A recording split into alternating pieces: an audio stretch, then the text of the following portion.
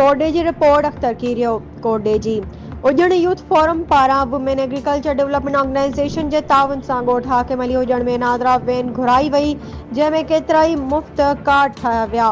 तफ़सील मूजिब उजण youth forum ज़िले खैरपुर मीरस पारां इंसानी भलाई वारे समाजी तंज़ीम वुमेन एग्रीकल्चर डेवलपमेंट ऑर्गेनाइजेशन जे ताउन सां ॻोठ हाकिम अली उजण में नादरा वैन घुराई वई, जंहिंमें ॻोठ हाकिम अली उजण समेत केतिरनि ई मुख़्तलिफ़ ॻोठनि जे माण्हुनि जा 80 खां वधीक मुफ़्त कार्ड ठाहिया विया। उन मौक़े ते उजण यूथ फोरम जे अॻवान डॉक्टर मोहम्मद इसाक उजण, एजाज़ अली उजण, वडेरो गहराम खान उजण ऐं ॿियनि मीडिया सां ॻाल्हाईंदे चयो त असां इंतिहाई शुक्रगुज़ार आहियूं इंसानी भलाई वारी समाजी तंज़ीम वुमेन एग्रीकल्चर डेवलपमेंट ऑर्गेनाइजेशन वाधूजा जिन जी ख़ासि ताउन सां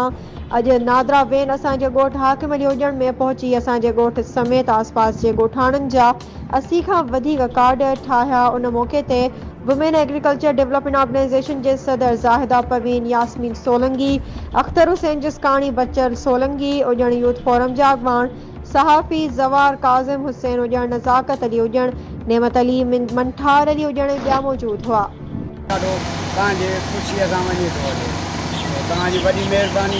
उजण यूथ फोरम जे दोस्तनि जो चवणु आहे त असांजी उजण यूथ फोरम तंज़ीम हिकु बहितर कम करे रही आहे ऐं अहिड़ियूं तंज़ीमूं